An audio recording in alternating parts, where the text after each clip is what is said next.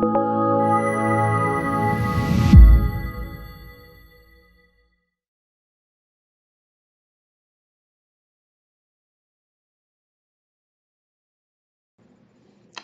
there, this is Jim Bovard for the Future Freedom Foundation with another podcast. Former President Barack Obama has come back to save us. He's out on the campaign trail right now, doing his best to help Democrats take down Trump and Republicans. He gave a speech last week in which he condemned Trump and the GOP, saying they have embraced a rising absolutism. Trump deserves a lot of harsh criticism, but Obama's indictment is a bit like the story of the kid who killed his parents and then sought mercy from the judge because he was an orphan. Obama declared that the biggest threat to our democracy is cynicism. Now, personally, I always thought the biggest threat was politicians who trampled the law and the Constitution, but maybe I was wrong. But let's take Obama at his word. How can Obama blame Americans for being cynical for believing him when he said, if you like your doctor, you'll be able to keep your doctor?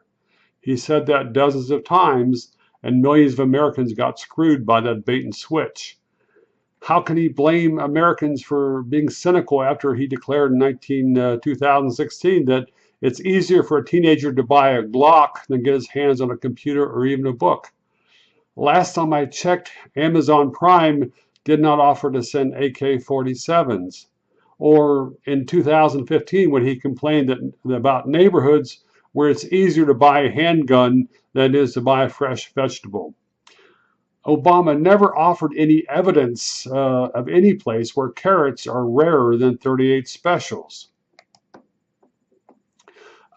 How is it possible for him to castigate cynics when he campaigned in 2008 on a peace platform and then proceeded to bomb 7 nations in spite of his Nobel Peace Prize?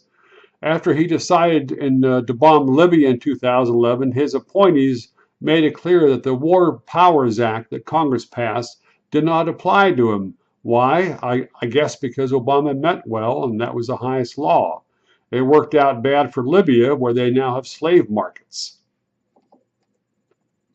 How is it possible for Obama to complain about cynicism after he flip-flopped on illegal surveillance and unleashed the NSA to target practically anyone for any reason or no reason?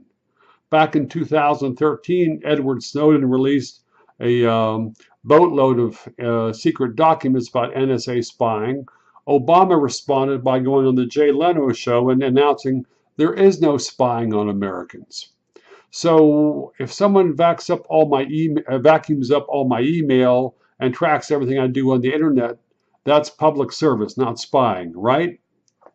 Also, ex-President Obama also asserted that Americans are supposed to stand up to bullies, not follow them. But Trump won in 2016, in part because many Americans were convinced that the federal government had become the biggest bully in the land. As the New York Times noted, President Obama relied on bureaucratic bulldozing instead of Congress to get a lot of his goals imposed. In a recent speech, Obama told college students that most of you can't recall a time when you didn't have to take off your shoes at the airport. Did those students realize that TSA became far more punitive and intrusive under Obama? President Obama's appointees brought in the whole body scanners across the nation, which took nude pictures of every traveler. They also entitled TSA agents to aggressively grab travelers' genitals and breast. But TSA is still the federal poster boy for incompetence. TSA checkpoints still fail to detect 95% of the guns and mock bombs that testers smuggle past them.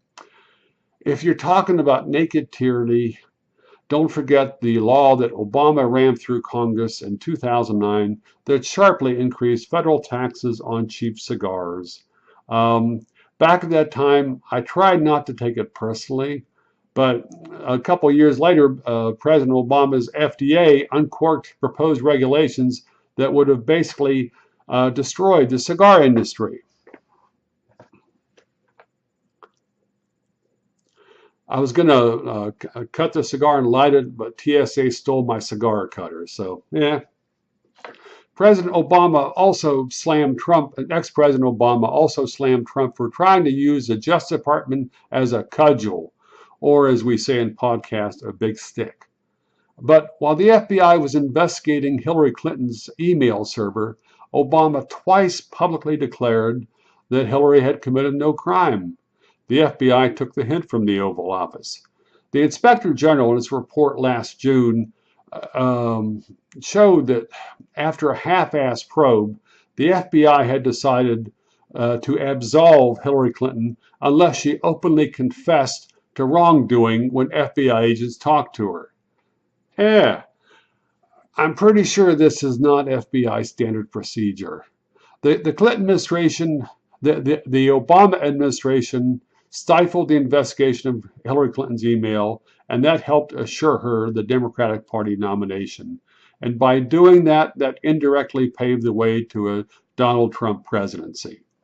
Obama is correct that Americans should be on their guard against absolutism from Trump or anybody else, but don't forget it was Obama administration lawyers who asserted that the president had a right to kill any American who he considered a terror suspect based on his own assertion with no trial, with no hearing, with no due process.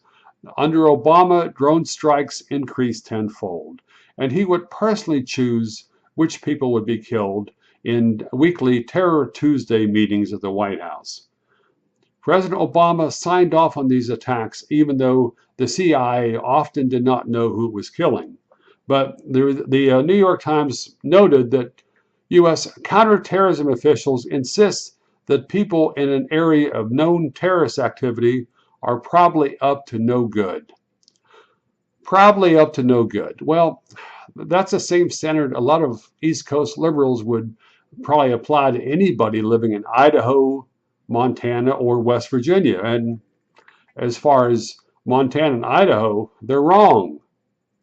Who cares if an ex-president belatedly cheers for openness and transparency and accountability? Obama has never admitted how his policies made the federal government more dangerous at home and abroad. Nothing that Trump can do or say should be permitted to expunge Obama's record of abuses and constitutional deprivations. This is Jim Bovard. Thanks for watching.